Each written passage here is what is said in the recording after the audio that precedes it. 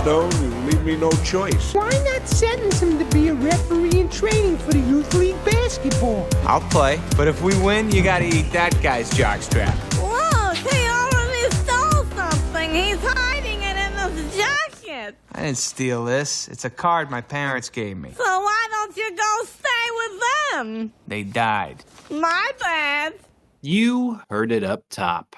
Get ready to light that menorah because we're about to spend 80 crazy minutes talking 8 Crazy Nights, the animated movie, here on Normies Like Us with your hosts, Shitting Dear Colin.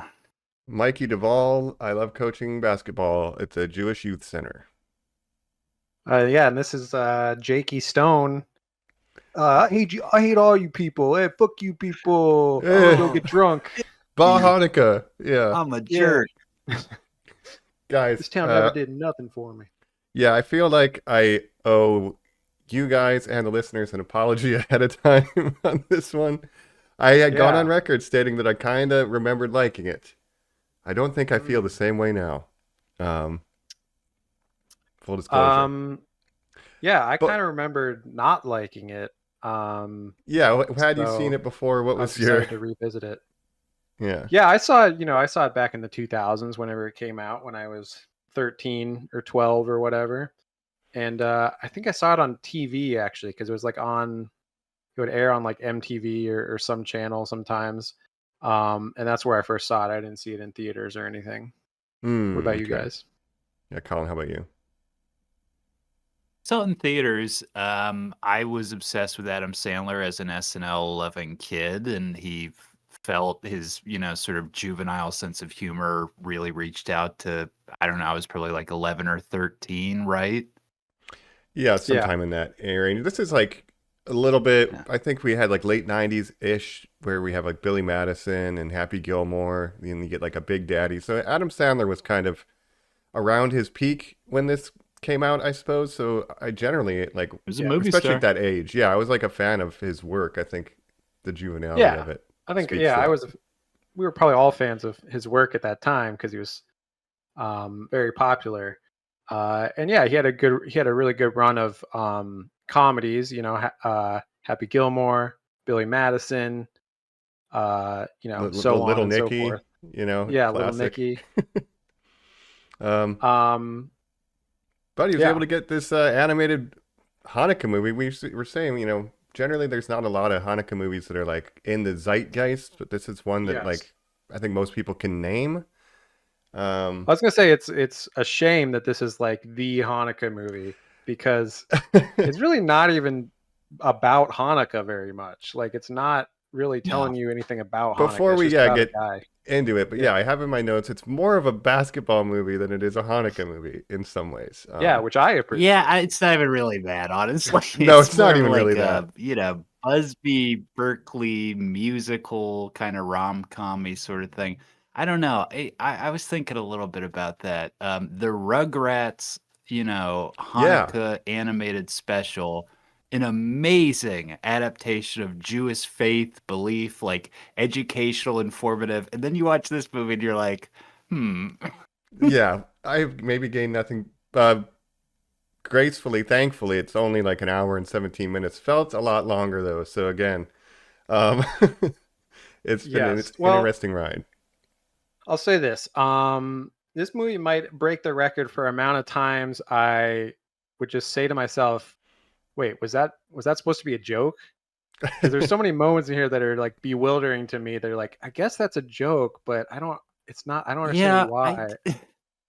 I have rewatched this since I saw this in theaters, but boy, on this viewing, I very much was like, oh, this really isn't a comedy at all, is it? This is just the darkest film I've ever seen about a sad, angry man. Yeah.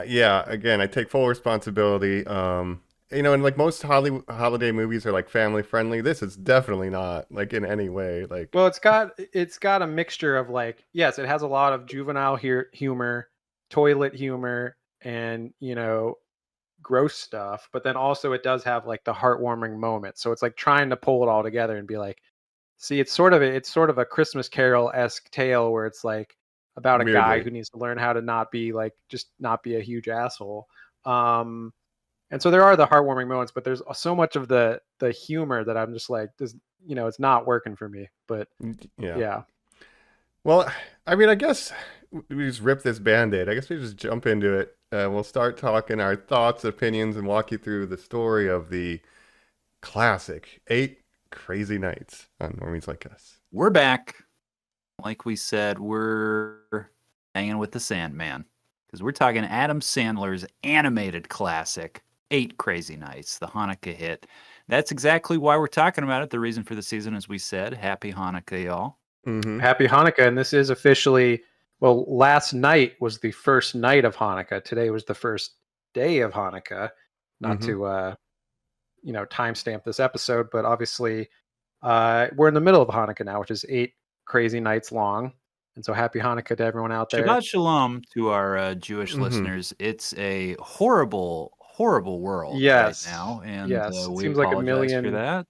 A million bad things happened over the weekend, including like an attack on specifically a Hanukkah celebration in Australia. So it's like really bad stuff. But hopefully we can bring a little light to, people's hearts when they listen to this. Maybe not with this movie, but maybe our discussion of this movie, because it's Probably a not. terrible representation of, I think, the spirit of Hanukkah. It doesn't teach you anything. It's really not a Hanukkah movie, I guess, is what we were kind of getting at up top.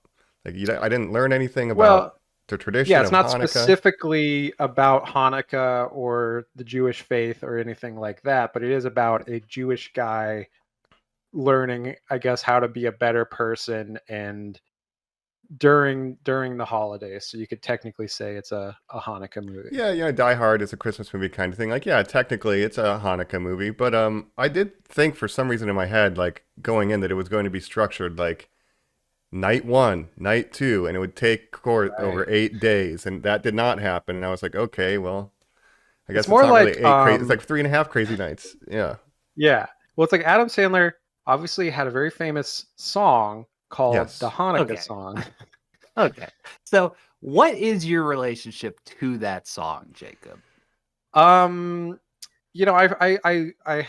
had like Adam Sandler's album of, like, with the goat comedy sketch songs. When I was a kid. Goat, Mike. Yeah, it was on there. That's my relationship with it. And so obviously wiener. Lunch Lady song, that album, it was the first thing I Kazad or LimeWired or Napstered. I can't remember what was the progenitor of online piracy. There's BearShare. There's a bunch of them. LimeWire. Yes. I had a physical disc. I think I did too. But of course, none of us grew up, Jewish. We were all so Christian of some kind or another, I assume, raised, but Gentiles, yes, Catholic exactly. School. Right. I grew up Protestant, and so I was not, the Hanukkah song. I wasn't that familiar with anything about Hanukkah. What it meant, anything like that. And outside of truly like South Park doing like dreidel, dreidel, dreidel, and sort of like teaching you about Gelt and sort of the practices there. I really knew nothing about it, but there was something about that song in particular where you would play it and even your parents would be like, this is a masterpiece. And when you think about it, it's literally just him listing off Hollywood Jews, people you wouldn't famous assume are Jewish Jewish. people. Mr. Spock. We've got Will and Grace. And you're like, And it's like, that's what the song is. And you're like, yes, this is good comedy. It's a list. Lots of people in Hollywood are Jewish, it turns out. But no, I knew about, dreidels, Gelt, potato pancakes, latkes, menorah. And you light the 8 candles for the 8 days. And I knew that you get, Jewish kids would get 8 small presents instead of like one morning of a lot of presents. Basically, you get like one little present per night. Right. How it works. Colin, you mentioned the Rugrats special up top, and that is like one of the most like best pieces of media that I remember. It's kind of around the culture of Hanukkah. And when I was at school, they taught us. I went to Catholic school, but we did a whole thing on Hanukkah where we made our own dreidels, and like they taught us the whole thing, which I thought was interesting. That's nice. But the actual story of why the menorah stayed lit. The oil, they and only the had enough legend oil and all for that one stuff. night, but somehow it magically lasted 8 until they could, outlast everybody. Yeah, I think my school did similar. It was very much like happy holidays. Let's include all the holidays. Christmas, obviously the big one for most people. Christmas, Hanukkah, Kwanzaa, which I don't think anyone actually celebrated Kwanzaa. I've never met anyone that No. actually Never celebrates Kwanzaa, but we got to include it in there. Where's our Kwanzaa movie? We'll find one for next year.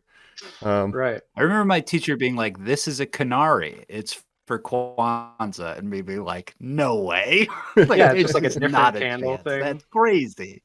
Right. Yeah.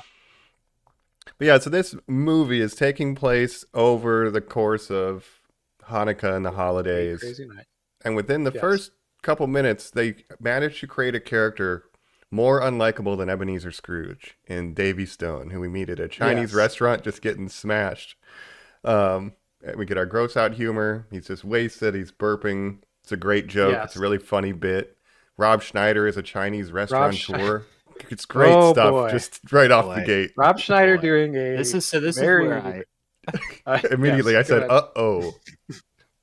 this is where I immediately paused it and I went to old Wikipedia and went, you know what? I need to answer an age-old question. What is Rob Schneider's background to make sure that this is okay? And I found out his grandmother was Filipino. Outside of that, he is from a all Caucasian family and a mix of Jewish and Catholic upbringing as well. So interesting. Interesting, Rob. Yes, I think, in the early 2000s, people weren't paying attention as much to like, oh, maybe we shouldn't have a white guy doing a Chinese voice in an animated woke back then. show. No, Yeah. this was before, even The Simpsons with the Apu thing that happened a couple years back. Was like, maybe we shouldn't have like a white guy voicing Apu anymore. So it was a different era, but definitely that stood out to me. I was like, oh boy, what are we in for here? No, we open, and Rob Schneider is also going to be our narrator. He kind of, talks us through the story. It's the omniscient voice, and I immediately was like, man, I miss Rizzo and Gonzo so much. Like, I would rather Rob be there. Schneider, who has lost his mind in recent years, but obviously one of Adam Sandler's really good friends and stars in everything that he started or did in that era, especially. And now I'm sorry, and I hate the fact that we have to drag this man twice, but did you guys realize he is also the narrator? Yes. Yeah, that's what I was mentioning. I miss Rizzo and Gonzo from the Muppets. He's the narrator, sorry, just doing sorry, his normal voice, he and is then there. also playing a It just Chinese sounds so restaurant. disinterested. He's like, yeah, here we are. And you're like, There's a you're guy- getting paid for this.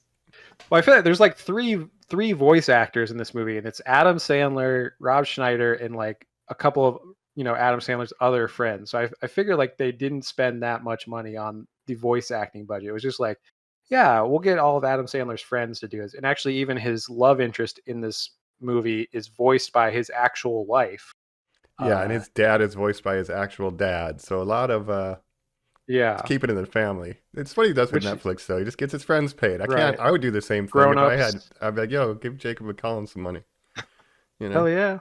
And of course, Adam Sandler himself doing 3 voices in this movie, the 3 main characters of this movie, basically. Wait, so not only Davy Stone, but he's doing Whitey Duvall, and who's the third one, and the sister Eleanor. No. That's also Adam Sandler. Oh my gosh! Yeah. I'll also point out he also does the noises for the deer. Oh my great. gosh! The shit-eating deer. Oh man, that's a real thing, folks. Buckle up. Yeah, he wrote this film. He wrote this film with Alan Covert, who is, as Jacob mentioned, one of his boys, like Dante and sort of these other guys that you sort of see recurring in his films. Mike mentioned like Big Daddy and stuff. These films, Billy Madison. I mean, these films that again we truly grew up on as a generation.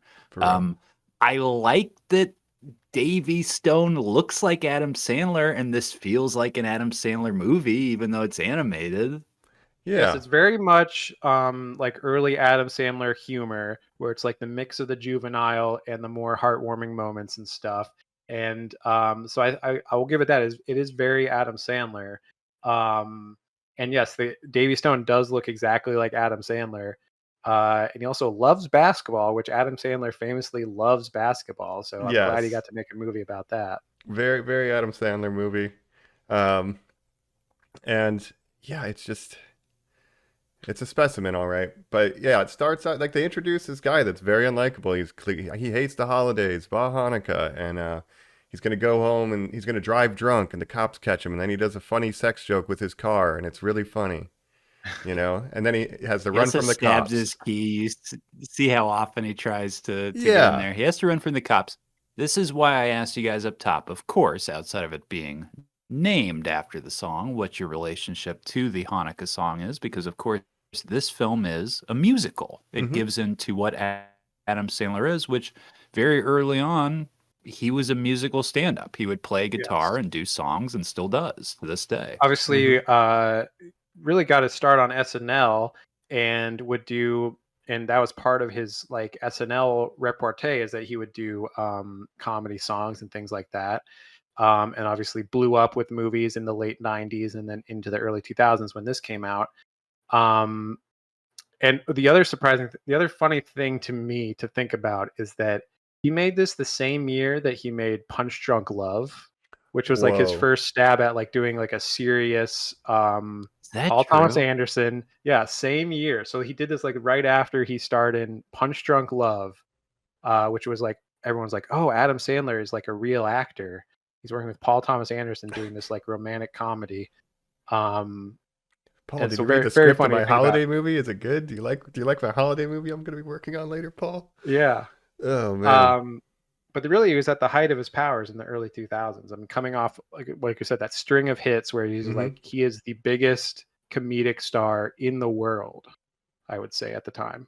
Kind of took over for Jim Carrey as that they kind of switched spots. Yeah, I Carrey guess. had like the 90s and then into the late 90s, and then Adam Sandler in the 2000s for sure. Well, and honestly, he's the white Eddie Murphy coming up from an SNL background to becoming a mega star, blockbuster big deal. Very true. True. He would have made Beverly Hills Slop. Well, he made Bulletproof, Mike, which Oh, is shoot. fucking horrible. I forgot about that. Okay.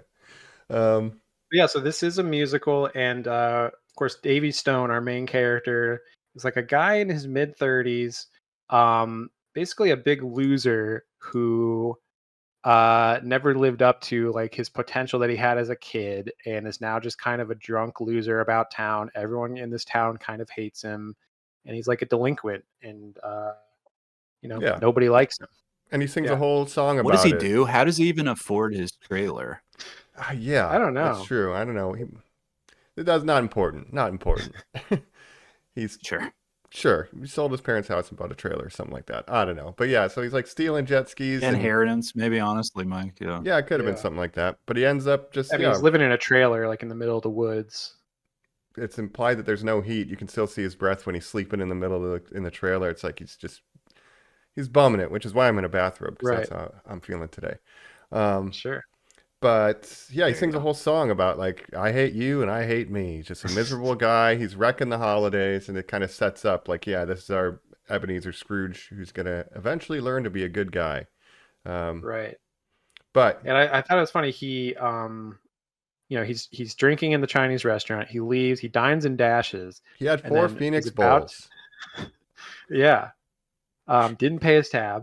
Ran out. He's about to drive drunk home, and then some cops come up. They're like, "Oh, you're not about to drive drunk, are you?" And he's like, "No, officer. I'm just about to have sex with my car." Yeah. And then Chinese Rob Schneider comes out and says, "Hey, he didn't pay his bill." And then he starts running away from the cops. There's a whole big chase scene where he's singing a song about how he hates everything and he hates himself. And eventually he gets busted.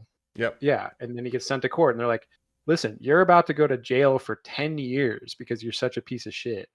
And that's when we get our second main character, a little guy named Whitey Duvall. And this is so, and his thing is he's the coach of the youth basketball, but we get this exposition of like, no, we're not going to extend you for another year. This is your last year, Whitey. You're too old to do the basketball. And he's like, no, I want to take Davey under my wing. Maybe I can coach him up, right? And that's kind of the pretext of the entire film. And I did note that even though this thing is not good, that's 7 minutes and 45 seconds in, we know who our characters are, what their goals are, You know, and it's like he doesn't want to go to jail for 10 years, and Whitey wants him to Yeah. become a good guy. Right. Boom, efficient script. moving That's all I'm quick. saying. We stand a short king, Mike, and this is a short film. Yes. Yes. Now, Whitey Duvall, like you said, he's reffing for the youth basketball. He Mhm. agrees to kind of take Davey under his wing, and basically, this is the only thing keeping Davey out of jail for 10 years, which is crazy. I don't know what he did to get sent away for 10 years, but it seems like he's done It's a a lot. lifetime of stuff. achievement Jacob, award. physically describe Whitey. Now, Whitey Duvall is an interesting looking guy. He's a goblin. He's Yeah. a little goblin. He's a little, very short guy, different size feet, and weirdly has like white hair all over his body, which they make jokes about several times, where he's extremely hairy in places you would not expect him to be, which I thought was very strange. Yeah, very strange choice. Giant hands. Yeah. And his voice, again, is Adam Sandler doing a very Adam Sandler-y voice, like, "Hey, it's me. I'm Whitey. It's this I'm gonna goofy take you under my falsetto. wing." Yeah. Adam Sandler, our last voice comedian, our last guy who's like, well, here's what Little Nicky and Sandy Wexler, these two movies I'll make, will just be based around. What if I did a silly voice? Yes. Right. Yeah, okay. I feel Right. like his voices though are like a Tim Robinson guy who thinks he has voices, but they're not. None of them are good.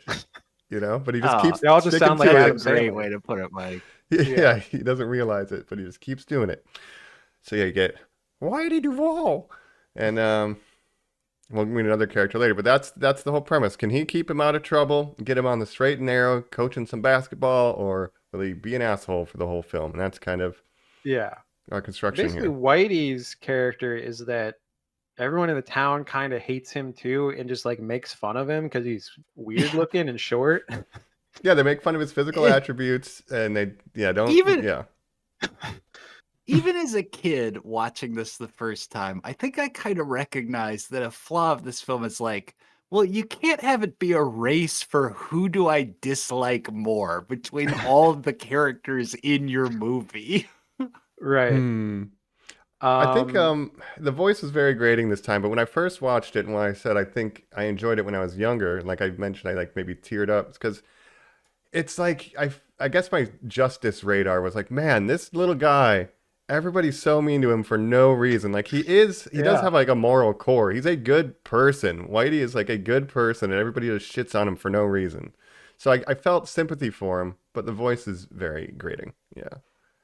Well, it's kind of like this is like a nihilistic film where it's like everybody's mean to this guy for no reason. He's like the nicest guy in the movie, and everyone in this town just makes fun of him. And he like does helps odd everyone. jobs for people, and they're like, "I'll give you $1." He's like, "I'll do it. I'll clean your urinal. I'll clean your your porta potties out for you for $1." Yeah. And then everyone just laughs at him and makes fun of him. And I felt bad for him. I was like, Yeah, "Leave this guy yeah. alone." And then so like it kind of works there, but then they cover him in a feces popsicle, and it's like you're taking it too far, movie. Like dial it down. Yeah. Yeah. And that mean-spirited. that said, when it's a flashback to the 70s and he goes, I'm gonna do the robot, and he just does the robot. I remember as a kid being like, this is good. This is This is fun. the height of comedy right here. Hell yeah, dude. Yeah. Oh man. There's a woman. So he takes Davey under his wing to be a ref for the youth basketball. Davey is like doesn't want to do this at all. Obviously, he's like very reluctant to do anything. But they go and they're reffing the Not youth a bad basketball. deal, asshole. Just do Yeah. this. It's like your community service to keep you out of jail for 10 years. Again, you're going to go to jail for 10 years if you don't like straighten up your life. And it's in a field that And- you reportedly used to enjoy. It's doing basketball, like you Yeah, used to like. he's that. really It's good not at that basketball, bad. as we find out. Yeah, That's true. He still got it. But so during this first reffing scene, there's a point where Whitey, like something's happening, and then Whitey's just like, "All right, I'm gonna have a seizure now," and he starts having a seizure on the ground. And I was like, "Is this a joke? Like, what's going on here?" Like, Yeah. I he's had having that a in my- seizure. Oh, It that seems like a one- medical emergency. seizures. That- Peak comedy. That really made me feel something. That made me yeah. feel real. Yeah, that's Again, I have it Is here. guy It's okay? it's mean spirited. Some of the jokes in this, like Yeah. it's just mean and like yeah, like doing like making a seizure joke. It's like guys, like what are we doing here? What are we doing here? I think this guy's serious You guys medical know problem. when you have to hang out with a 70-year-old and he's always having one of his seizures? It's like, I don't know, Adam Sandler. I don't experience that. That's not No. a mutual thing. Right. Yeah, so he gets pissed off. Adam Sandler is like fat shaming one of the players. It's really good peak comedy, you know. It's great Yeah, stuff. you need to put a bra on, Jelly I w- Boy. and that comes up kid is again. trying a bra on. Yeah. And I was hoping they would have a payoff where he's like, "Yo, sorry for making fun of you." It doesn't happen. That kid does not get justice in this movie. I felt bad about that. No. But we have the Yeah. I should say the love interest to Adam Sandler is a woman who has a single mother and has a kid. And this is a woman that Davey, Adam Sandler's character, used to know. They went to school together. And as we learned, they were actually friends and they were on the basketball team together. But then, of course, due to some bad things that happened in Davey's life, his whole life got off track and he sort of lost touch with her. And so he's just realizing 20 years later, oh, that's the same girl that I used to know, and starts, having this, being in love with her. And then she has a kid that he kind of bonds with over the course of the movie. Yeah, because after the funny Caesar joke, he's like, "Hey, Davey, that's not cool that you were making fun of me. Meet me in my office." And then they go to the mall, and that's where he sees Jennifer and her kid, and she's bringing him That's right. donuts every day. She brings him donuts because she's kind, and I love donuts. And he's dancing on the chair, and then Davey's like, Yeah. "Well, maybe the Hanukkah ghost will shit in your bed, kid," and like just being an asshole. And it's like, Right. And then he's like, wait, right. that's the girl that I used to know 20 years ago. Mm-hmm. And let's talk about when they go to the mall and they just start listing off stores that are in the Yep. mall. Yep. Let's get some product placement in here. We've got GNC Spencer's Radio Gifts. Shack. We've got Sharper Image. Panda Express. Nothing Don't makes forget me the food feel court. better. Do you notice that when Whitey's talking about like the jobs that he does, they cut to a 7-Eleven that they animated. They don't even say that it's a 7-Eleven. They just show the logo perfectly. I was like, Mhm. God, Right. the product placement, it's insane. It's insane. Yeah. Panda Express and all these get Insane amount of animated product. later. Yes, it comes back in a big way. But he Foot loves them Locker. all. Yeah, it's his favorite place to be. GMC. I love the thing because I was like, I do remember all the stores that were in the mall back when malls were a thing still that people went to.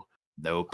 Spencer's Gifts, I Sharper with- Image. Come on, Yep, all the great places. very relevant to today. I liked it with Stranger Things and now this. We get 2 Radio Shack references within a couple weeks. Right, Radio Yeah. Shack. Right.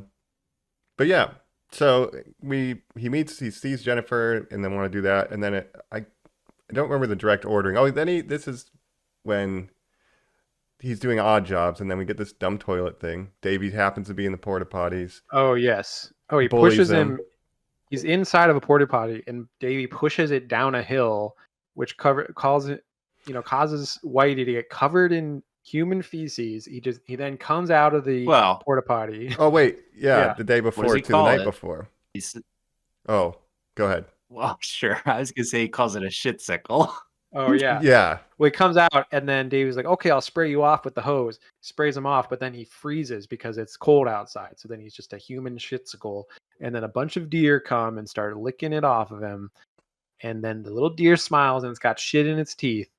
And it's very, very gross and weird. It's very gross and weird. And yeah, I forgot that he had an established relationship with these deer because his car dies outside of Davey's trailer, and Davey refuses to help him, and then the deer help him get his car jump started or whatever. Yes, he drives him It's home in his stuck. trailer. Then he gets stuck. The deer are reoccurring characters. throughout the movie. lend a hand? Yeah. And Oh, And yeah. Rob Schneider says, folks probably aren't used to seeing deer help motorists, but around here, that's what they do. That's Right. what they do. Okay. And this is something that I really did remember from seeing this as a kid, is that these shit-eating deer, for some reason, that really Mhm. stuck with me. And I'm like, oh, great, yeah, these deer. Well, Can't just wait that to they're see like these guys. major characters. Like I Mhm. immediately was like, oh yeah, the deer. When I hit play on this, I Yeah. was like, oh, I remember all about you. Yep. Right. Yeah, I had Um, forgotten about that completely. that's something that really stuck with me from when I was 12. I think I It's probably starring. loved it when I was 12. Yeah. Oh, I maybe. probably Probably loved thought that it. shit was hilarious. It's so funny, bro. But I forgot to mention too that Davey had stolen some random thing from the mall that Whitey found out about, and he's like, "If you do something again, I'm gonna tell the cops or whatever." Oh yeah. So he's already I'm like very pissed off at disappointed Davey. in you. Mm-hmm. Yeah. And Yes. then he gets And shit this is where we sickled get on the top of scene it. where then he gets shit sickled. And then he's Then he thawed gets the out. refresher course on the basketball rules. This is where we get the scene of him actually playing at the rec center against the other adults and then drafting in this girlfriend's kid to sort of pump Yes. up his confidence. Yeah, Yeah, because and they you see spike like, the ball oh, into. maybe this guy Yeah. isn't such a bad guy. Like he's like basically this kid is kind of getting bullied, and he's like, hey kid, like he's kind of bonding with the kid and being a sort of a role model to him. And we find out, of course, that Davey is actually very good at basketball. Used to be a basketball star in high school, and then is this kind of where we learn about his tragic past that changed him? I think it's a little bit after this. I do want to mention his basketball skills was We very gotta meet somebody frustrating. first. It's like very much like he's done nothing but be drunk for 20 years. Like, how has he still got it? Like, it's very Right. Adam Sandler to be like, Just nah, like, but I'm so And nice he's with ripped. I'm it. actually He takes really Yeah. good at They play basketball. skins. He takes his shirt off. He's ripped. He can Yeah. still ball. He's You're Hey, I'm so still upset. in nice with great it. shape. I've done nothing Yeah. but be Yeah. a drunk loser for 20 years, but I'm still in great shape. I still am great at basketball. And so good that he's just like taunting the other team and just like doing tricks and stuff and like, oh, look over there. He's doing And he like did like street fake ball. passes. Yeah, he's just like Yeah. clowning on him. Yeah. So that was kind of frustrating. But I guess, yeah, we could reveal I loved it. his tragic past, though. We learn that he hates Hanukkah because he was at a big basketball game when he was a kid, and his parents didn't show up. And we find out later that they had died in a car crash that night, and it was also the Yes. first night of Hanukkah. So that's why On he the way hates to the Hanukkah. game. Yes. Because they would always go to his games. And so this time they didn't show up. He finds out they have a big comeback in the game and they win the game. It's this big moment. And then Well, hold on. afterwards, Hold on. yeah. Yeah. Hold on. We need to We got to talk about this game 100%. because he says the coach says, I don't know, guys. We never win. Just go out there and have fun. We're And down Adam 26. Sandler says, well, actually, guys, instead of us losing, what I thought would be really peachy keen and neat is what if we won? And they're like, well, in order to do that, you'd have to take every shot. And he's like, well, maybe I will. They're like, okay, let's do it. Mm-hmm. Yeah.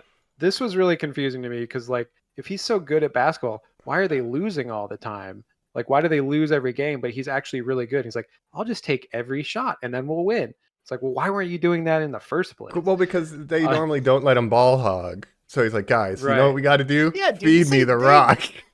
Look, when you Feeding got LeBron, yeah, this yeah, when you have a LeBron on your where they're team. just like putting Right. their best talent out there. No. No. You think the fifth string on the Cavs was like, hey, give me the ball when LeBron's out there? And then there's a montage with him and LeBron, it's actually Hanukkah tonight, and I'd love to get some game time in.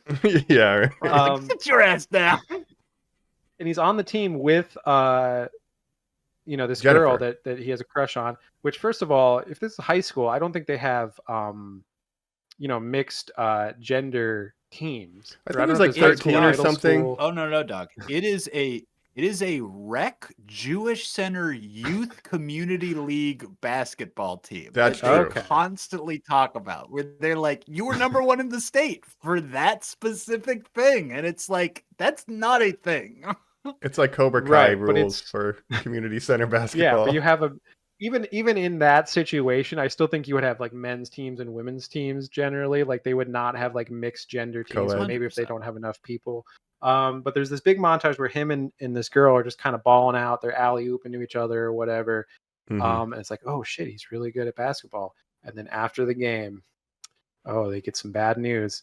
Turns out Davey, his parents Davey, died in a your car parents crash on died the way to the holding game. this letter to you. Mhm. Their last Hanukkah message to you. It's a Hanukkah card. And that's like now something he's kept for all those years. It's his most treasured possession because it's, obviously reminds him of his parents.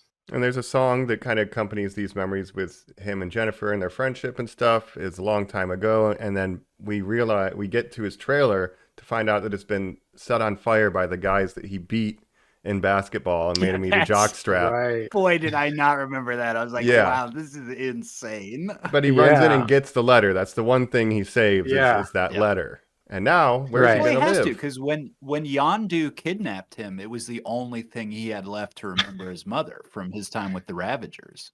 Wait, was he with the Yeah? Yeah, Adam Sandler, of course. When he was taken into space to be a guardian of the galaxy. Remember that's Peter Quill's backstory is he has a letter from his mom that he never opened. That's right. And we don't know what the letter says still. Yeah.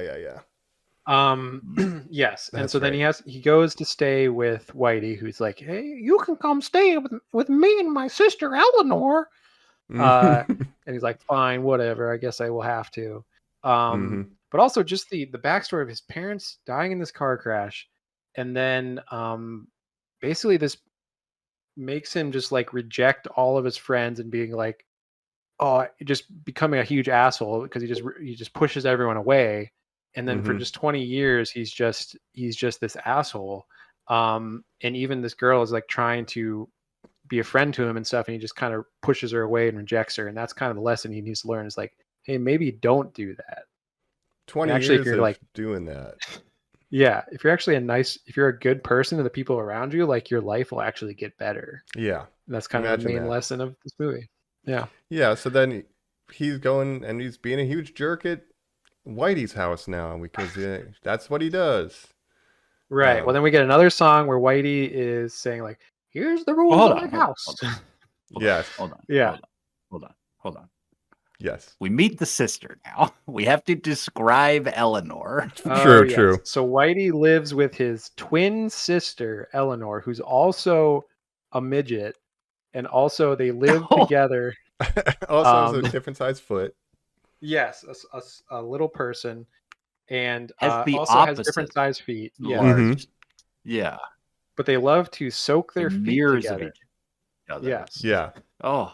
But obviously both never married. They live together, brother and sister, and they're just two old weirdos who sit, in their chairs together and soak their feet at night. And they're just a couple of weirdos. Yeah. Oh, yeah. And then Whitey has a magazine. I'm only bringing this up because it's established at some point where he's like, joke's on you guys, I can't read. And then he has a magazine. I'm like, is he just looking at the pictures then? Oh, yeah, he has a magazine that's called... did you see what the magazine is called? What was it called? It was something funny. Small and Goofy Quarterly. So it's like a magazine for small and goofy people. You get every 3 months. Small and Goofy Quarterly. Oh my goodness. For the other goblins in other towns. Yeah. Well, at one time, I forgot. At one point, he gets like pants, and you see like his ass, and his ass is just like covered in white hair for some reason. Oh yeah, they make some dumb jokes about that too. Yeah. But Eleanor's also, whole thing... Eleanor never leaves the house, and she plays the trombone. Is that right? Yeah, she's got a wig thing. People steal her wigs. She's bald. She has different wigs that she wears, and she's still like traumatized by back in high school. Some bullies stole her wig at one point, and she still like can't get over that. Yeah. Great. So then we get our Davy's now inserted into their life. He spills beer all over him, and says, "Yeah, I'm gonna be living here. Fuck you." And that's when we get the only song I could remember, the Technical Foul song. Here's the rules of the house. Foul. Yeah. Yes. Technical Foul. Technical Foul. I do like that one. But the Like, song what consists do of, you mean I can't what if make your shit on trombone bed? into a bong? Yeah. Yeah. That's the whole song. It's It's great. And then we kind of get like a montage of like him living with them and kind of becoming a better person over time, adjusting to living with them. He's like, actually, I'm helping around the house, blah, blah, blah. We're starting to get along. And you're like, oh, maybe this guy's actually not so bad. Until they go to the ice skating rink. And all of a sudden, back to being an asshole. Yes. Right. Well, first of all, we have a scene of Whitey who's really good at ice skating for some reason. Oh, yeah, and we get a great Christy Yamaguchi joke with Rob Schneider's character. Oh yes, yes. Oh very yeah, Mike, don't remind me of I'm that. sorry. I'm sorry. But I do like that Whitey's really good at ice skating. That was good. He's just a little guy, you know. Yeah, he's like, I used to ref the youth hockey league too, but old Davy here, basketball was always his number one sport. Yep. Which Adam Oh, Sandler That's also the likes whiz kid. hockey. story. Yes. Yes, yes. Because the sister keeps saying, I want to hear it. It's like the fairy tale. Tell me the ending. And they're like, and then his parents died. And she's like, oh no. Oh, That's why right. he's such an asshole today. Yeah. When he Yeah. goes And that's to what their makes house. him mad. And he kind of has a freak out at them. And he's like, hey, stop talking about my Yep. tragic Shut the fuck backstory. up. Right, right, I right. don't like talking about that, but we gotta talk about it. Mm-hmm. Yeah, And he gets angry and he gets fucking wasted and he goes looking for Jennifer. And that's when he goes to the mall and trashes it. he does go, yeah, to the mall to find Jennifer because he's Yeah. wasted. He yells at Whitey and Eleanor. He's like real mean to them again. And We learn about the as a reaction 35th to that story. Right. We also learn about the 35th bat. You get this patch. Whitey really wants this patch, which is for like being the best guy in town. And Adam Yeah, Sandler's like, "Fuck you! person You're of never the gonna year. get that." Yeah. He wants this patch, Yeah. but the whole thing is like the whole town just makes fun of him all the time. So like, they're never gonna take you seriously. You're never gonna get that patch. Starts yelling at Adam Fuck off. Sandler. Throws a style. wig out. Yeah, it just becomes a Yeah, huge ass. and you're bald. And then You're as not he's even walking away, the cool. lady's like, "You're not welcome in my house." And so they kind of have this big falling out. Then he goes to the mall. And Do you think if you're hanging out with Adam Sandler, he's doing these voices like as I he's assume telling as you, he's like, a pitching to the story or studio, like, something? and Oh, I'm man. Whitey. Yeah. And then He's this doing is the how table Whitey read. talks. That scene Oh, is just him. You know what? I apologize. I apologize that we have to interject with this real quick. Jacob, you just reminded me by talking about him pitching. Do you guys remember, because this is a 70-minute film, that if you saw this in theaters, this opened with a film about his dog Meatball? A short film about his dog? No. Do you guys I don't remember that? No, I don't remember Because that. they had Do you to reach remember Adam 90 Sandler's minutes. dog Meatball? No. No. What? I gotta look this up. Meatball was a big deal because he's the co-lead of Little Nicky. He's the bulldog in that film, who's Oh. sort of his tour guide who, like, walks him around and stuff. Am I getting the name right, Mike? Is it Meatball? I'm Adam checking Sandler's right dog? now. And look up Meatball's Big Meatball. Day or something. I Yeah. think it's called. Wow. Is that just because they had to get to 90 minutes to be in a theater? I'm positive of it, Mike. I'm with Wow. Oh, trailers. Colin. I'm positive that it got there. Yeah. A Day This with the is- Meatball. Fun fact, this was the only film ended up being produced by Meatball Productions, the animation division of Happy Madison Productions. Wow. So he literally named Wow. his animation branch of Happy Madison Meatball Productions. I don't remember anything about the movie except it ends with Meatball finally coming home and Adam Sandler being like, "Meatball, what'd you get up to today? Did you have a big day?" And Meatball like gives him a bunch of kisses. He's like, "I love you. You're my best friend." And then it goes to the credits. I remember being like, I love that he loves his dog. He got his Wow. dog paid. This guy's incredible. Yes. Yeah. Wow. I forgot about that. And did you also notice that like the animation was very similar to the Iron Giant?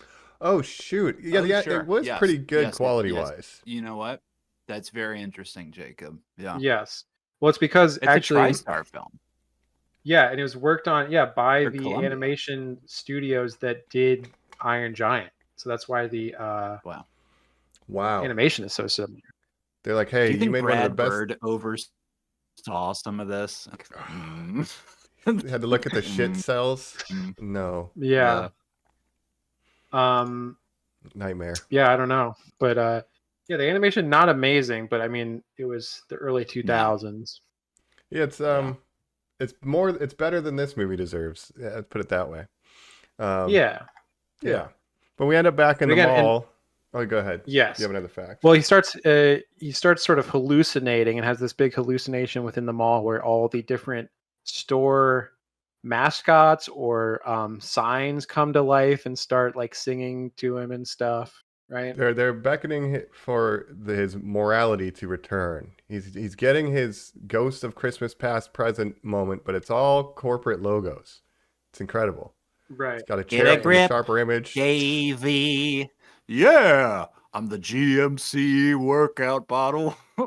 Yeah. Like, oh, You got the Yeah, Foot Locker guy yeah. trying Cool. to like talk some sense into him. There's a dress from Victoria's Secret. Panda Now- Express is there. Mike, you said you probably cried at a certain point when you saw this. I mentioned when we were going to do this episode a little while ago, like I've recently watched YouTube clips of this film and cried, and I've definitely watched the letter opening, this sequence into the letter reading sequence, and gotten a little misty and thought to myself, like truly in like the past year or two, like, yeah, I bet this movie's underrated. Then you watch the Sure. whole thing and you're like, Mm-mm. Yeah, it There didn't are age well moments. with the juvenile humor. Yeah. But yeah, they Um, basically talk him into you need this to sequence is good. yeah, you need to feel your trauma and heal through it. And so read your damn letter, Davey. Let it out, Mhm. Davey. Right. And he's also been like day drinking all day, which is why he's like hallucinating, by the way, too, of all these Right. things talking to him. So he opens the Hanukkah card, which contains a heartfelt message asking him not to change who he is because he was such a nice young boy. Wonderful young And you have boy. to be We true love to you. yourself. A beautiful 12-year-old boy is what his father says. You are a Mhm. beautiful 12-year-old boy. Yes, you're going to be an NBA star. Mhm. Probably the biggest Jewish NBA star we've ever had if you just stay on this path. Mm-hmm. I'd like to imagine. Yep. But So he has so himself a so- cry. yeah, then the and then he cops show decides to take a bus to New York City, right? Oh yeah, because the cops show up. He broke into the mall. So like, all right, this is it. We're taking you away. You broke into the mall. You're going And- to jail. And so he escapes them. He runs away and gets on a bus headed to New York City. He's like, I'm leaving this town. I'm going to the I'm Big gonna Apple. find work at a pawn shop, maybe. Get some uncut Yeah. gems. That's the plan. Right? Yeah. I mean, he's gonna have a real crazy adventure. He'll just bet on basketball. But anyway, this is the Probably, same, honestly. right? It's the same character. But this is the same night as the big ceremony at the town hall to awards award the ceremony, badges. yes. So, Because apparently this whole town revolves around youth basketball. Uh, God. it's Cobra Kai. yeah, right. And It's so their so karate. Whitey and Eleanor are going to this event where Whitey is convinced that he will be chosen to be awarded the patch that he wants so badly. The town mayor is there, and the town mayor is voiced by Kevin Nealon, another one of Adam Sandler's friends. And then the guy who actually wins is John Lovitz. Both Yes. these guys also look animated like themselves, both Right. SNL alums of his.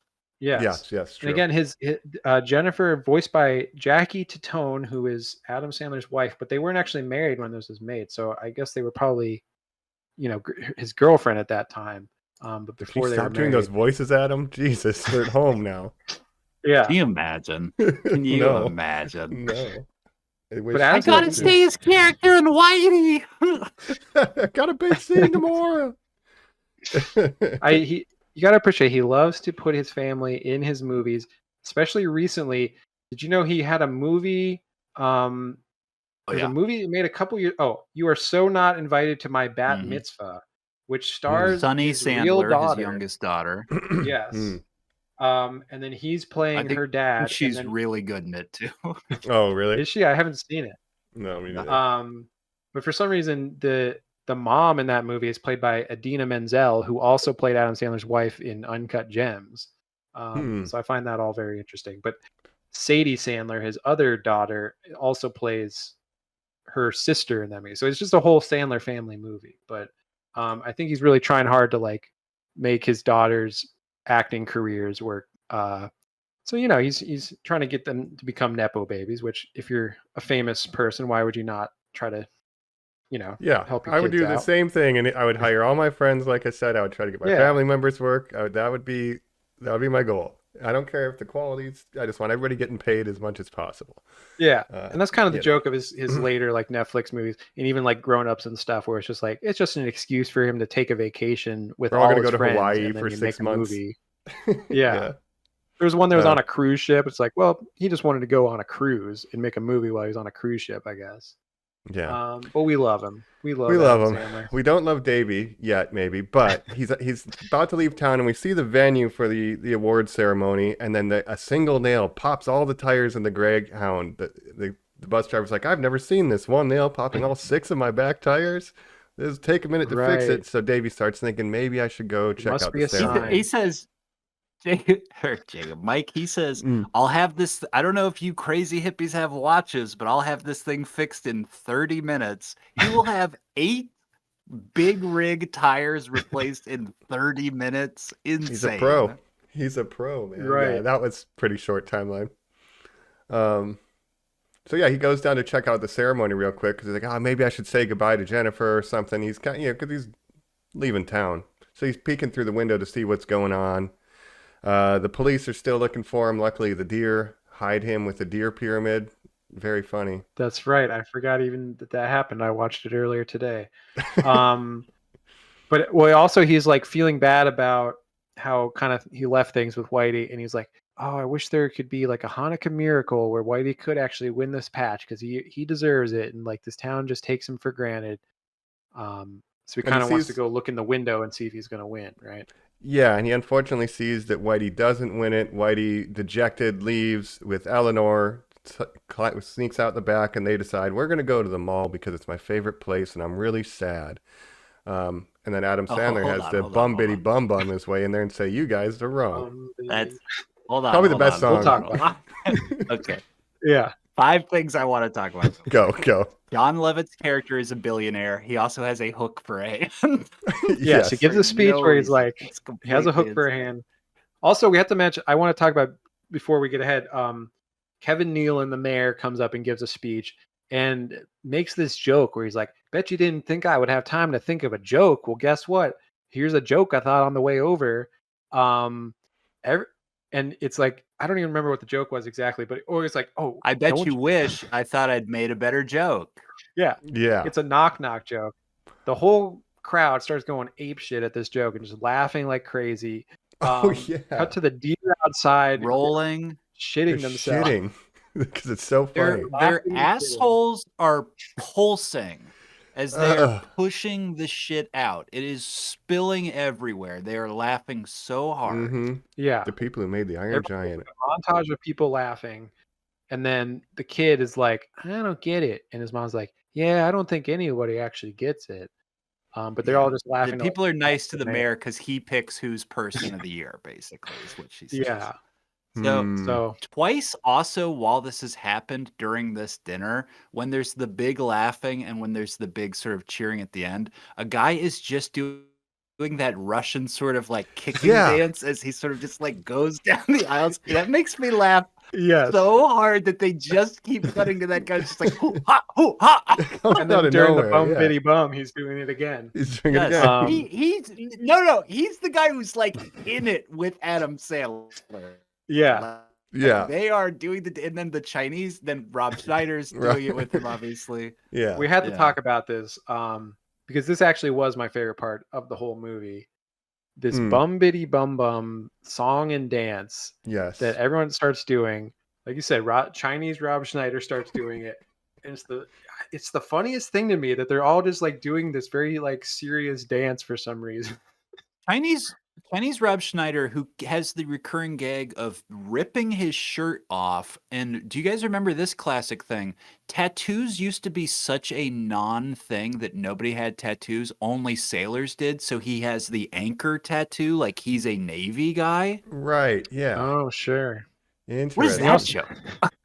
He also has a reoccurring bit where like Eleanor's wigs keep landing on him, and he's like, "Ooh, I look good with this one." Mm-hmm.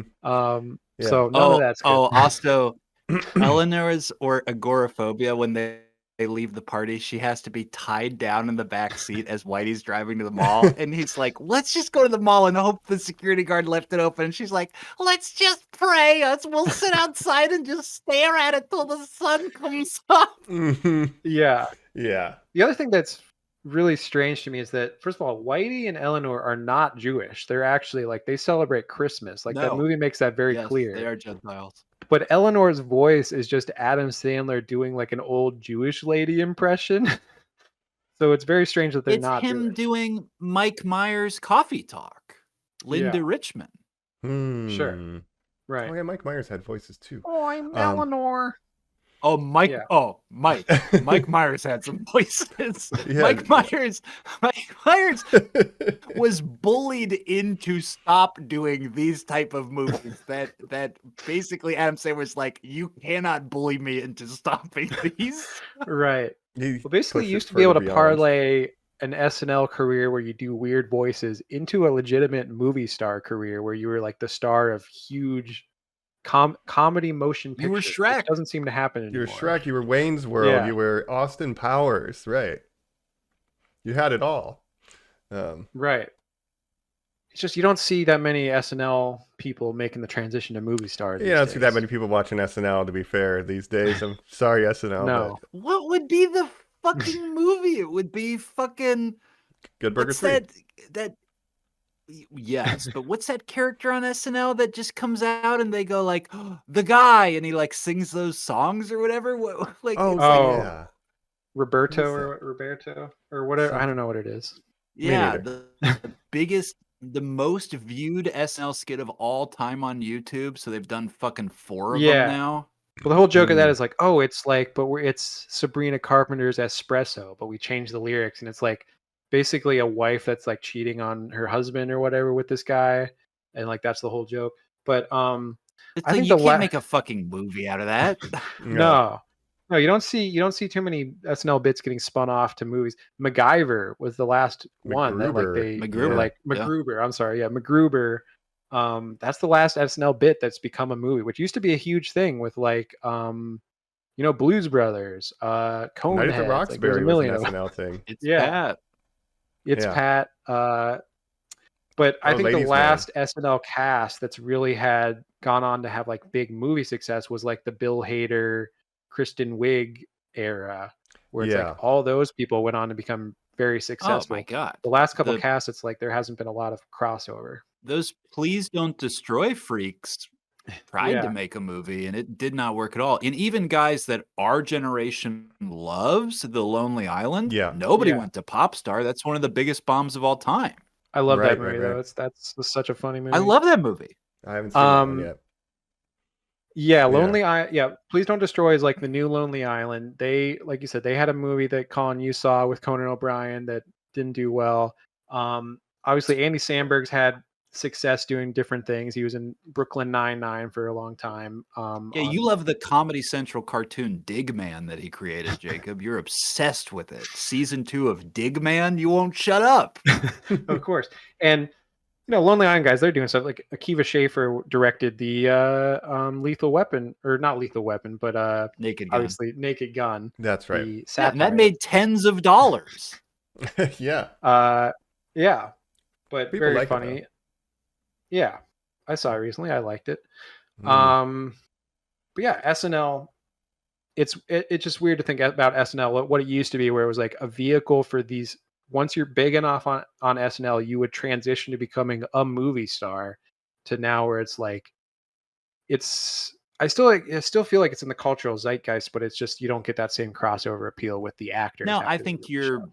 biggest hope is that you do the Seth Meyers route and that you get a late night hosting gig, honestly. Yes, Or a Jimmy Fallon, Seth Meyers. Yeah.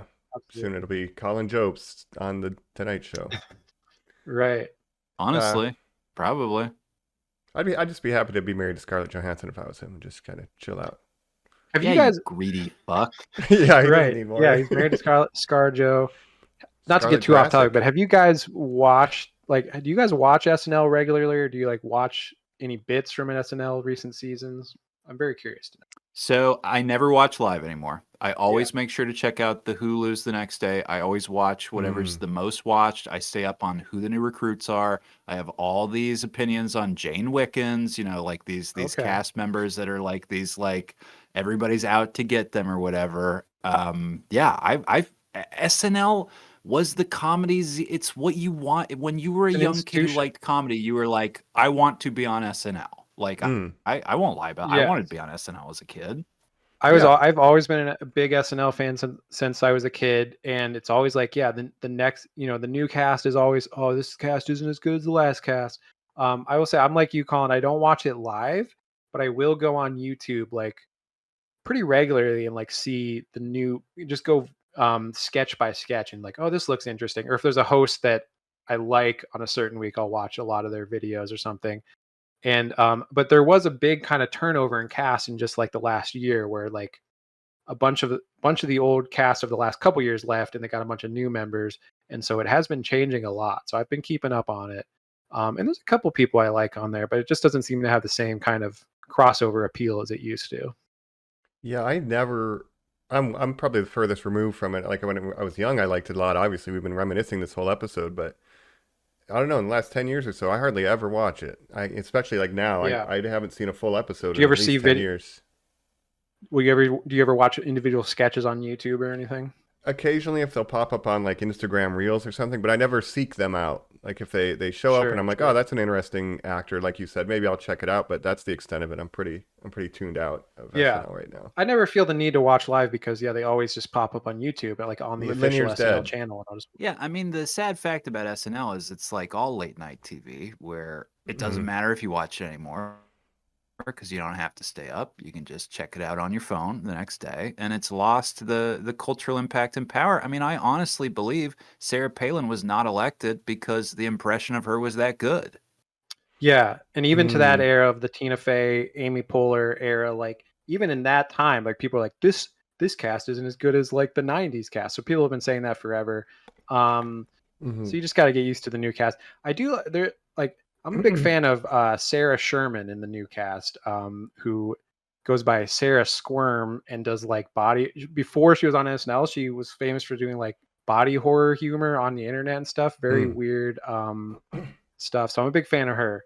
But overall, they're getting a lot more internet comedians, like people that like blow up on like TikTok or whatever. So that's I guess a good way to get on SNL now, is if you can get like a niche internet following. I mean, I remember when Heidi Gardner was hired and they were like, wow, they're hiring a YouTube star.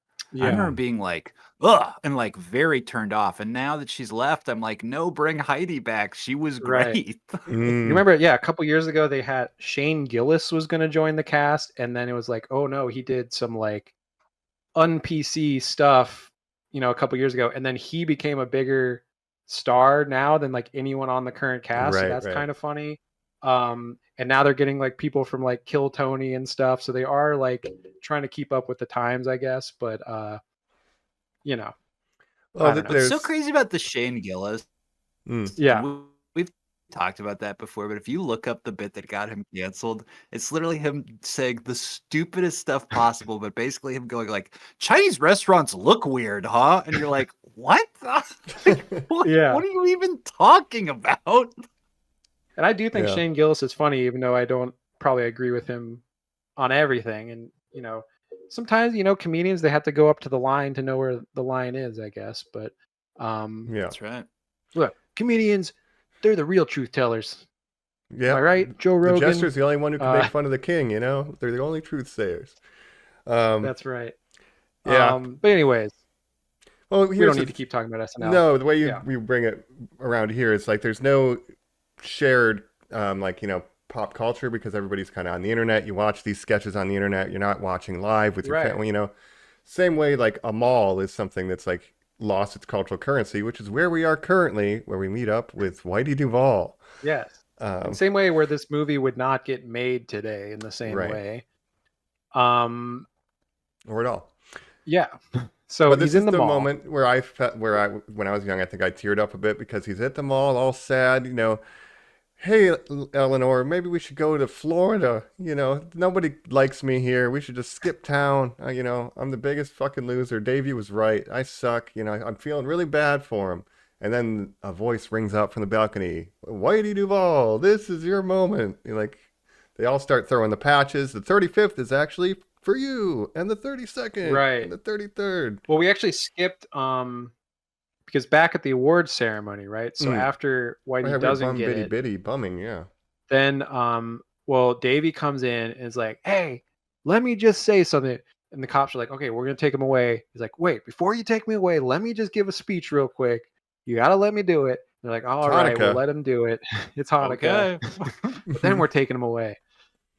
He's like, look, I don't care what you do to me, but this little guy, Whitey Duvall, this town doesn't appreciate him. Like, all he does is like be nice to everyone, and you just take him for granted, and he should win the patch. So he gives this big They speech. sing that song Where they where all they're illustrate "This moments is where they all the bad shit we've done." Yeah, he Mhm. stands on the TV and he's like, "It was raining and we couldn't see the football game, so Whitey stood on our TV holding an antenna. He kept getting hit by lightning." Right. But we ignored There's a lady him. that's like, I told him I would go to prom with him back in high school, but I was really pranking him, and then he showed up, and I was like, you really thought I was going to go with you, and now I feel bad about it. Mm-hmm. Um, Everybody but tells their story this- of traumatizing Whitey. yes. Oh, we also get that guy who's like, "Eleanor, it was me who stole your wig," and she's like, "Oh." I've been thinking She, about like, this freaks for out. years. Like, I felt bad for years, and I just wanted to give you a new wig. He brought it Pulls with a him. wig out that he just had on him. Yeah. Yeah. And the Bum Biddy Bum Bum song, which apparently like went viral on TikTok, like It's come back. Yeah, I've been seeing it recently. Yeah, where it's like people are reclaiming this song from 8 Crazy Nights now. Yeah, it's we're I mean, culturally relevant. it's a Fiddler on the Roof reference. I would Right. assume they were probably doing an homage to that and not this film. But it's the audio from this movie. This though. movie. Yeah. Yeah. So Has became like a good Lord, viral really? trend on TikTok. Yeah. yeah. So Horrible. we're in the SEO, boys.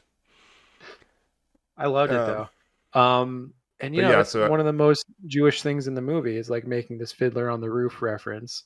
cut. Because there's not that much talk about like what Hanukkah actually is in this movie, as we said. No. They mentioned a dreidel here and there. But yeah, so the town then they all like, you know what, Davy Stone, you're right. We have been too hard on Whitey Duvall and Adam Sandler. Davy's like, and I'm the worst one. I'm the biggest shithead out of all of them, being mean to Whitey. Yeah. Trust me, I know what it is to not appreciate. So then we go to the mall. Right. So then, so Whitey and Eleanor are at the mall because they left after he didn't win, and then they all show up, and then they like throw him a big celebration, and it's a big happy ending where, you know, the whole town's celebrating Whitey, and then Davy and Jennifer, they're like, you know what, we love each other. Yep. Basically, you gave one good speech. I'm sorry I was mean to you for 20 years or whatever.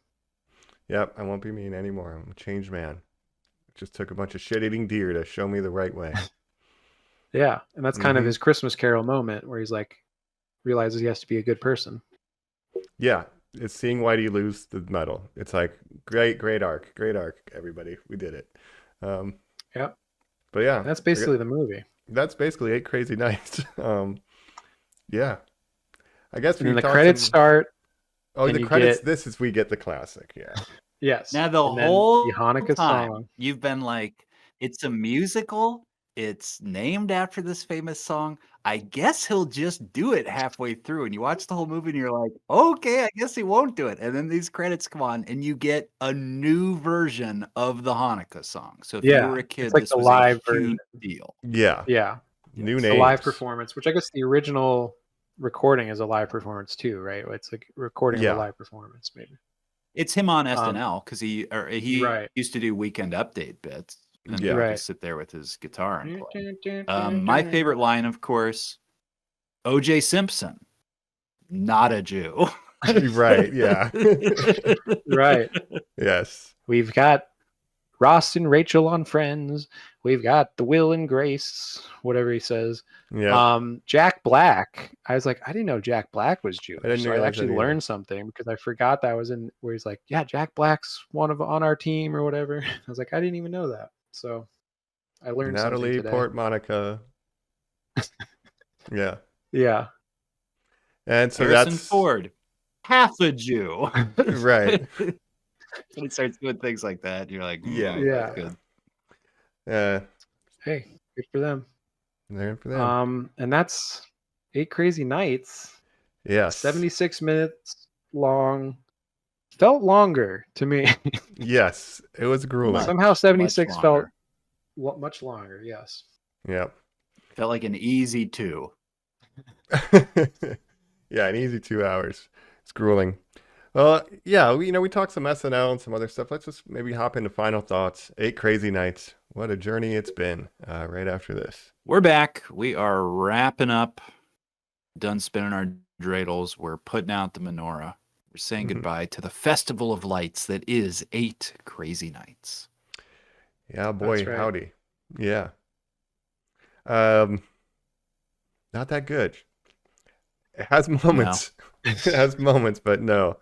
I don't even know if I I don't think I recommend it even. You know what I mean? No.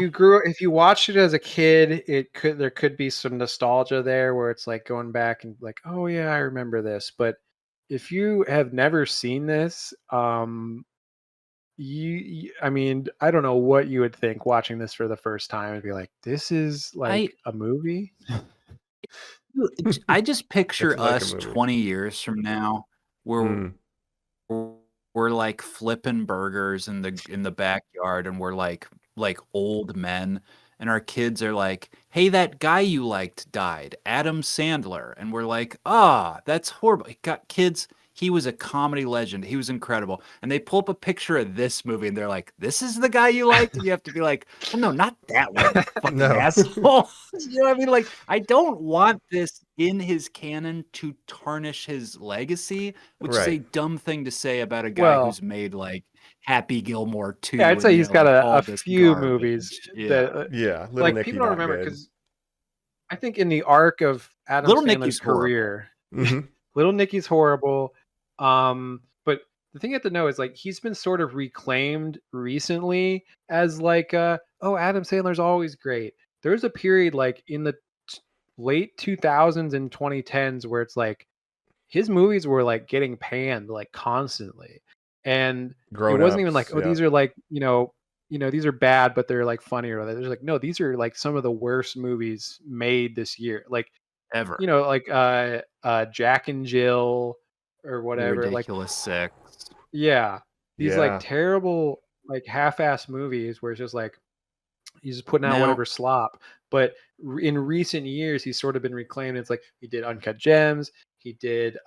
He's done some other varied roles where it's like, you know what? We all love Adam Sandler. Like he's a great actor and a great comedian. So he's really been pointed reclaimed. out that the year this is released, he makes a P.T. Anderson masterpiece. Like there are these people who have always pointed to him as these incredible roles. Now, right now, he has a film out called J. Kelly, where he is generating Best Supporting Actor buzz for a Netflix film, a Noah Baumbach movie. Yes, which he's done he's done more. He's done some Noah Baumbach before and done more serious roles, obviously. The Punch Drunk Love thing was crazy at the time because it was like, oh, Adam Sandler's doing like a real movie with Paul Thomas Anderson, and people are asking like Paul Thomas Anderson, like, why do you want to work with Adam Sandler? Like that's such a sort of out of left field pick for you. And he's like, I just think he's funny. Like he's like the funniest guy in the world. Why wouldn't I want to make a movie with him? And so that's how we got that. He did Rain or Me. Do you remember that one? Yeah. He plays Shadow of the Colossus. Yes, I like him in that movie. Yeah, Funny People. Even something like Click, where it has like a more serious emotional message to it. Mm-hmm. He has branched out at various times, and he does do his lazy like, oh, I just need to make some dumb Netflix comedy. But then he's also done like good, like even Hubie Halloween, which had like his dumb old school humor in it, but it was very heartwarming. Actually, silly and good. Now, Jacob, have you seen the Meyerowitz stories, the other Noah Baumbach collaboration? Yes, I like that one a lot. The Meyerowitz stories. It's him, Ben Stiller, Dustin Hoffman plays their dad. Yes, and it's like this sort of dysfunctional family. I like that movie a lot. Jay Kelly does not look good to me from the trailer that I've seen. It looks very kind of hokey. It's about George Clooney. He's like an aging movie star. And I'm our biggest hometown. Yeah. Yeah, I love a hometown hero, a Kentucky boy, a Cincinnati boy. I always root for George Clooney, but I think he's totally cooked as a movie star. And I think anytime he pops up in a movie now, I'm just like, you don't need to be doing this anymore. Yeah. Well, this is kind of like his movie of like almost playing himself, where he's like an aging movie star going through like some kind of existential crisis.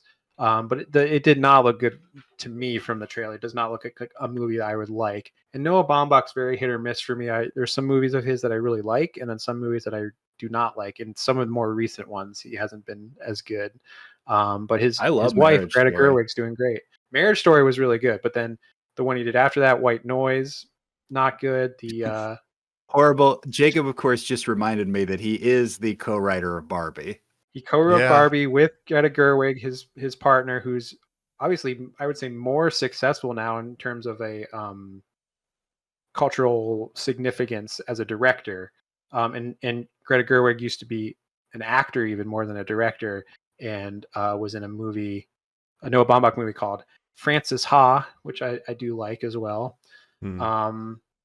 So anyways, Adam Sandler, he's done a variety of roles in his career, so he doesn't just do like juvenile comedy type of stuff. Like he can branch out and do other stuff, is kind of the point. Here's my pitch.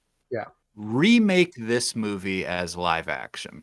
Whoa. Do that for your next film, Adam Make Sandler. it Adam exactly Sandler now play Davy Stone. He still plays basketball. To take He loves this, basketball. well, I'm just saying, and to make it actually good, like do that.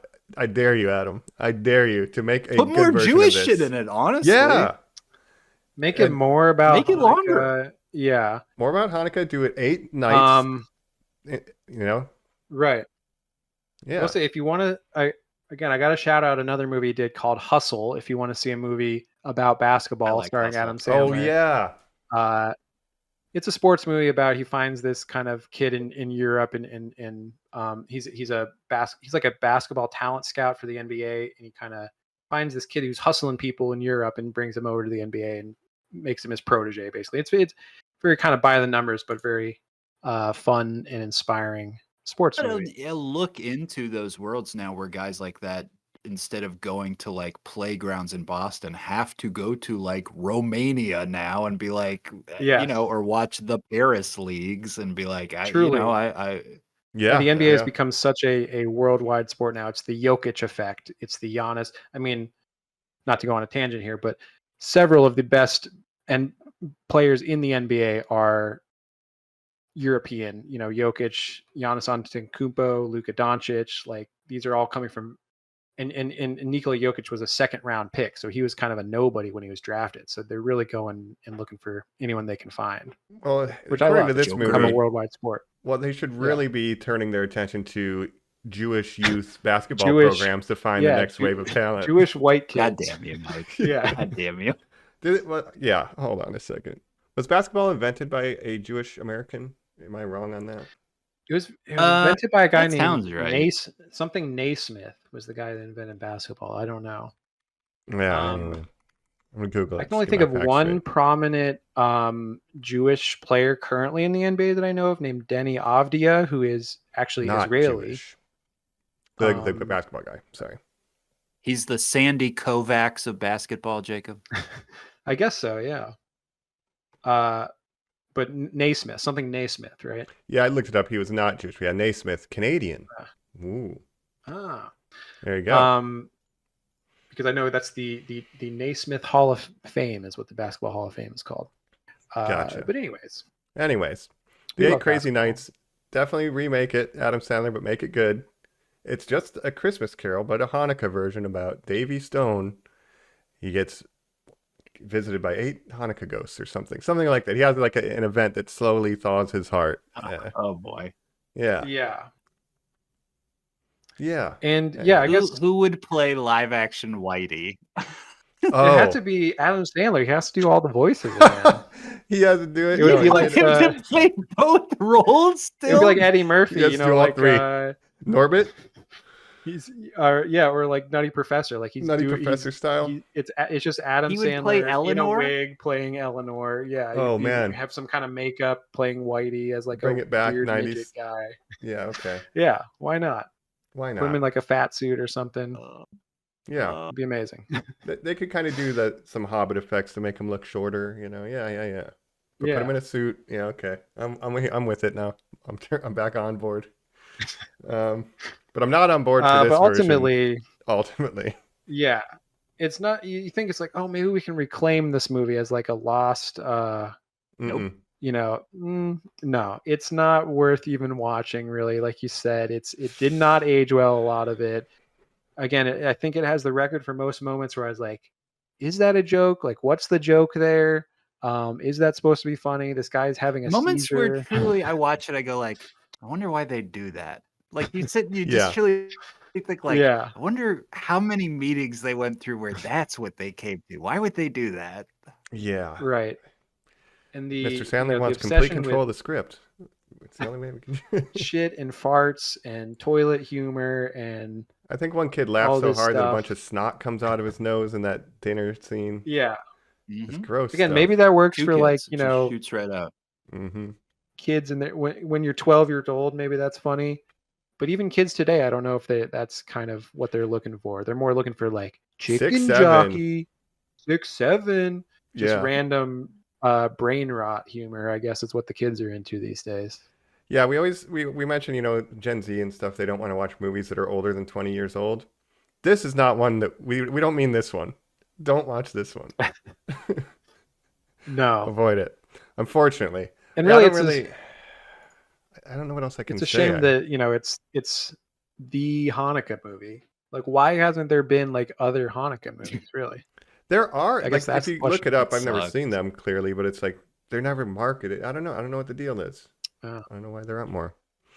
But if Yeah. I put in most famous Jewish movie right now, Well, I just saw Caught Stealing, Darren Aronofsky. That had a big Jewish thing in it. Right. great film.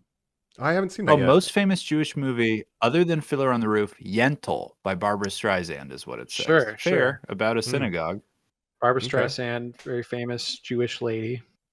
Mhm. Schindler's List, fair. I mean, obviously, of course, a lot of them are about the tragedy of the Holocaust. Right. Right. But is there Yeah, any as far as specifically about Hanukkah- Hanukkah? Because there's like a whole subgenre of that is Christmas movies that are just movies that are about or take place during Christmas, right? So why isn't there more Hanukkah movies? And generally they'll have like the theme of the Christmas spirit, like what, you know, at a minimum, you know, so where are we missing that? I It's a think huge partly, gap in the and market.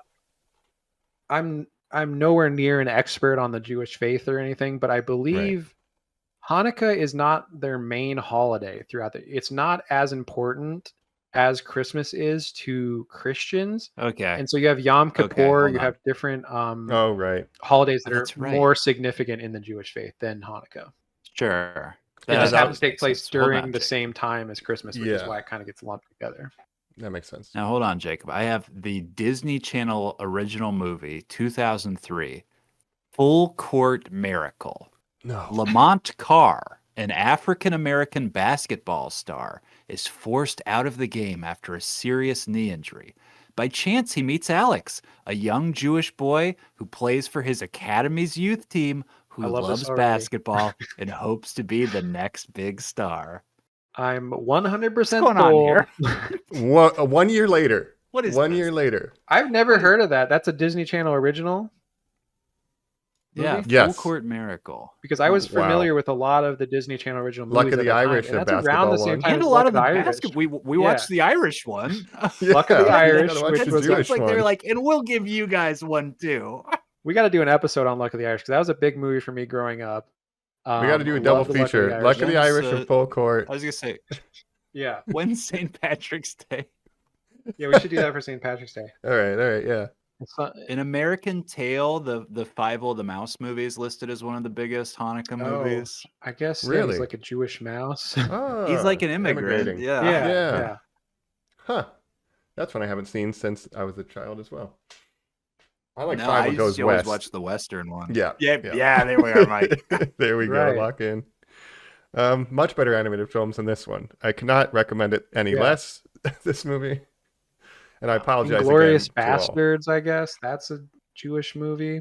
But again, you got so many are just about World War II Right, or the Holocaust, right?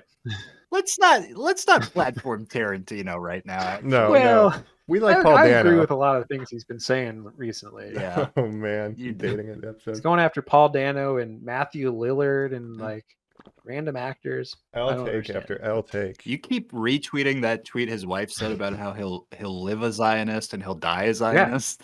Lives full Jeez. time in Israel now. Quentin Tarantino, by the way, like he comes to LA sometimes, but his residence is in Israel, which is very strange. But he's not Jewish. Quentin Tarantino, famously Italian. Tarantino, Italian name, not Jewish, but Okay, okay. do whatever, but stay Loves away the from Paul Israeli people. Inexplicable. Dano. Inexplicable. Oh man. Well, again, I apologize to the listeners. I apologize to my host for suggesting that we watch this. And yeah. No, that's totally fine. No, I'm glad we yeah. did because it was fun to revisit, even though did not age well a lot of it. There are some heartwarming moments where it's like, okay, yeah, I see what they're going for here. Yeah, We talked about maybe- the Sandman, and we celebrated a holiday that we don't celebrate on this podcast. So I feel good about that. I feel good about that. And It's Yes. our first time talking to Adam Sandler because he does have a body of work that deserves to be acknowledged. Like he's definitely like a sort of national treasure, you know? Absolutely. So, We I love guess- Adam Sandler. yeah. You guys watch Full Metal Alchemist? The anime? Yeah, Yes. I have in the past. You're familiar with the equivalent exchange, right? Yes. That's what this is with Punch Drunk Love. Well, I'm That's familiar what with happens. alchemy. Yes. Right. There We we had to go. get the worst one to get the best one. I think is what occurred that year. Right. Oh, what's the best one? Punch Drunk Love. Oh. Yeah, I think That was the equivalent exchange mean- that went on with Adam Sandler that year. Oh, in that year. Yeah, I see. Yeah. Yeah. I think my two, and not to sound like this can make me sound like such a pretentious film stop, but my two favorite Adam Sandler movies are Punch Drunk Love and Uncut Gems. I love Uncut Gems. That was incredible. Yeah. Yeah. Yeah. So yeah, Sandman's great. This movie's I not, think but Wedding Sandman's great. Singer is my favorite rom-com. He's great in Yeah. Wedding Singer's great. Mm-hmm. Yeah. Big Yeah, Daddy. he has a lot of good stuff. So you Microsoft gotta take care of that dropped 6 kid. You gotta take points. care of Jon Stewart's kid. Frankenstein. Yeah, Frankenstein. it's Yeah. great. Hip hop anonymous. Yeah. Should we just do every movie in Adam Sandler's Long career? form Adam Sandler after Miyazaki. Is that our new podcast? What would you like to see a sequel to? Would you like to see a Big Grandpa? Well, now that we've had Oh. we've had Happy Gilmore 2, Granddaddy. obviously. Granddaddy. Wasn't Have it you like guys seen Happy Haley Joel Gilmore 2? Osment was the kid or something? Was it Haley No, it Joel was Osment? Star Wars. Whatever. It was Anakin. It was No, Anakin. Oh, yeah, it's it was Jake it's, Lloyd. Oh, The kid was Jake Lloyd. Yeah. No, I no, no, no, guess no, no, so. no. Yeah, okay, I take I'll it check. back. I What's that? think it's the Riverdale twins. I think you're What's right. their name? It's Cole and Zach Sprouse. This Dylan and Yeah, Cole because they're in Sprouse. this movie. Yes, that's correct. Yeah, I got it wrong. They do a Sprouses. voice in this film I saw. And also Okay, you're Tyra absolutely Banks right. is the Victoria's Secret. Mm. Yeah, and do you remember that Jon Stewart is the real dad of that kid in that movie? Jon Stewart from The Daily Show. Absolutely. That's Yeah. that's what I think the new pipeline Or is Leslie Mann. to be comedy movie stars from The Daily Show. You got Ronnie Chang, Jessica Williams has had like a TV film Right. career. So I think Honestly. it's shifted from SNL to that. Yeah. That's just my pick. Yeah, Adam Sandler's made a lot of good movies. This isn't one of them, but he has No. made good No. movies. right. All right. Yeah, I want to be done talking about it. Yeah, So let's same. But next week we're going to let's, stay like in we the said, holiday blow out spirits. the candles here. Yeah, Blow out No. the candles or light the candles, whatever you're supposed to do with them. I think you like that. And we do want to say shout out to all our Jewish friends out there and our Jewish listeners. Happy Hanukkah. We love you and happy Hanukkah. Mm-hmm. I know And things yeah. are bad right now because everything Yeah. seems bad, but you know Horrible. what? I don't know what We to tell will you. get Like, through. If Yes, you got we'll to the get end of to this The episode, miracle one will thing, persist. yeah, I can promise that if you don't watch this, it'll be category net positive on your life generally. Just so skip this one if you're There hearing you go. this. That's some advice. Now, Mike did the perfect segue here, as we said, the holiday spirit. Coming up next week, we continue our Miyazaki long form with Spirited Away. Mm-hmm. That's right. We're gonna get spirited. I ain't talking Will Ferrell. I'm talking Spirited Away. I ain't That's talking right. Have you seen that movie? Ryan Reynolds. No, I have not. Have you Me seen that neither. movie? It's Mm-mm. horrible. Yeah. Colin we're gonna- famously maybe loves to worse than watch this, bad Christmas movies. That's kind of what you love to I do do. around this time of year. You just watch a million bad direct-to TV movies and all kinds of stuff. But yes, next week we will Absolutely. be talking Hayao Miyazaki's critically acclaimed Spirited Away, maybe his biggest Western hit in terms of like, there was Princess Mononoke that kind of started it, and then this movie came and it was like everyone was losing their mind in 2001. Oh, Miyazaki, this is like a masterpiece. And so we will be diving into Spirited Away next week, and I'm very excited to talk about it. So we're going back-to-back animation to end the year. Then we're going to take a break until the new year. And so we're going from one of the worst to one of the best. And it's funny that this came out in 2001, Spirited Away, and Adam Sandler said, "Hold my beer," and then this piece of shit. That's right. That's Yeah. right. These are directly comparable movies of equal quality. Yeah. Um, First time watch for me, and, Spirited Away, yeah. so I'm excited. That's right. I'm very excited for you to watch it. Wow.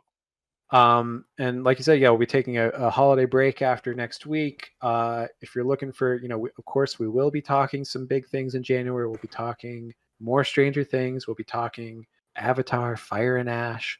So if you're looking for that, just hold on. We'll get there in January, and it'll be great. Mm-hmm. And we love you, and happy holidays, happy Hanukkah, happy Christmas, Toyotathon, happy Honda Days, whatever you celebrate. We love you, and thanks for listening. That's right. Mm-hmm. Absolutely. Yeah. Rate, review, subscribe, hit us up at normies_like_us on all social media. That helps us out a ton. But the way you're going to help us out the most is to have a wonderful holiday and hold your loved ones close. Yay. From all of us Yes. here at Normies Like Us, Learn a we have lesson been your from hosts. This Davy is Stone. Yeah. this is Panda Express Colin. Foot Locker Mike. And this is Sharper Image Jacob. All right. Catch you guys next week, and enjoy. Take care, and yeah. All right. Happy Hanukkah. Happy and Hanukkah. happy holidays. Bye. Shabbat Shalom. However you celebrate. Mm. Yes.